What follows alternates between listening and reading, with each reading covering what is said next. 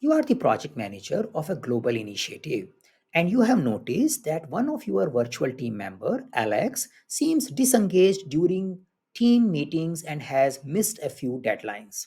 Alex is a critical resource with a unique skill set that is essential to the project success. Given that you both are in a different time zone with no overlapping working hours, what should be your first action to address this situation? So I have a critical team member. There is a symptoms which I see which are showing disengagement. There is a communication or a overlapping challenges because we work in a different time zone.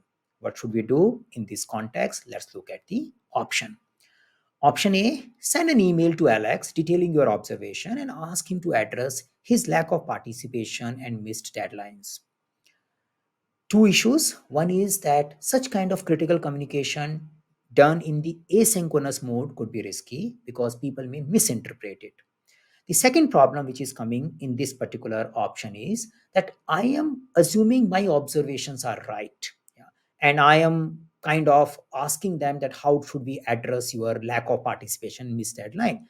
There could be something else. Maybe my observation could be wrong. So, especially when we are giving feedback, we should not jump to the conclusion. So, we flag this. You might have done it in your real projects, but this is little risky. We want to look at a better options here. Option B: send an email to Alex detailing your observation and ask him to meet you one on one during your working hours.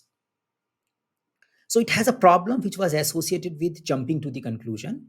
It has a problem associated with option A, which was talking about, which was using the asynchronous communication mode. But it is little bit giving a hint that we can have a one-on-one conversation and discuss about it. But that portion is also becoming little directive. You can come and meet me if you want to explain this idea. Kind of, this is my timeline. So less collaborative approach, but it is showing a little hint that there could be a one-on-one conversation possible, which is a kind of a positive thing in this particular option, but other things are not making much sense. Let's see if you have a better option. Option C: initiate a one-on-one chat using the messenger so he can respond as and when he gets time and share your observation. So this particular option C is focusing on the gap or the over no overlap in time working hours, and saying that when we don't have a overlap in our working hours, we can use asynchronous communication. So that's directly jumping there.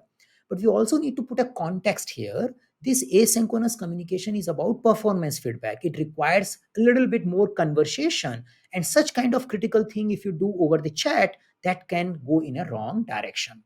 If you want to give some small information which can be answered in a yes and no space, which has a less possibility of misinterpretation, chat could be a good idea to do, especially when people are working in a different time zone. But for this doesn't look a right thing to do. Let's see the final option D.